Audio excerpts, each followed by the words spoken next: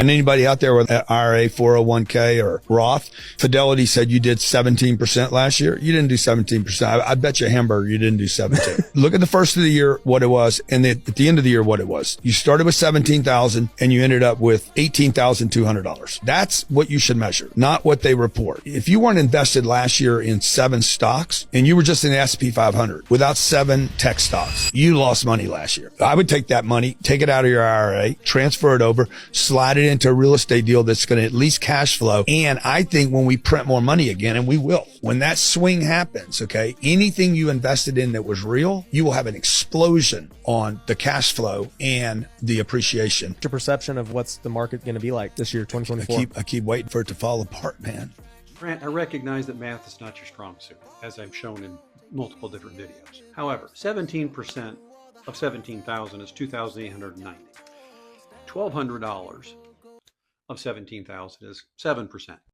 And with your 10xing, I think you might understand the 10% difference. I'm not sure what specific year you're mentioning here, but let's go back to 2023. In 2023, we ended the year at 4,769.83%, which was a 24% increase year over year in the S&P. At the end of 24, we were at 5,881, 23% gain. I'm still a little confused how, if you're having these gains, how you don't make them. But I do recognize the fact that if you don't sell, you don't make the profit, just like in real estate, just because your property goes up or you think your property goes up in value. If you don't actually sell, it doesn't actually correlate into real money. But the more baffling thing I have is that you say that if you don't have these 7 tech stocks, you actually lost money in these years. And maybe it just slipped your mind, but those 7 tech stocks you talk about are actually in the S&P 500. So yes, by owning the S&P 500, you actually own those 7 tech stocks. I know it's baffling and it's hard to comprehend, but it really isn't.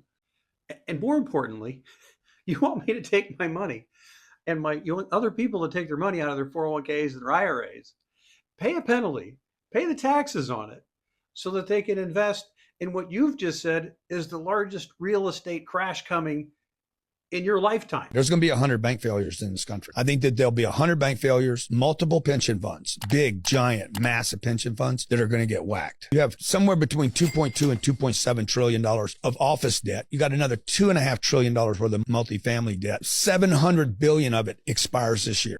Hold on a second. I've got to figure out a way to slide into these real estate deals you're talking about because you're making them sound so glamorous right now. With all of the corporate debt and all of the office buildings going under, I just can't wait to get into this so that I can lose my butt. It just sounds like a can't lose opportunity. I mean, with you and every other expert on the planet saying that we're in a real estate bubble, hey, it's the perfect time to buy. So Grant, once again, thank you for giving me some fodder to talk about tonight, but please, would you just stop? Dickie out.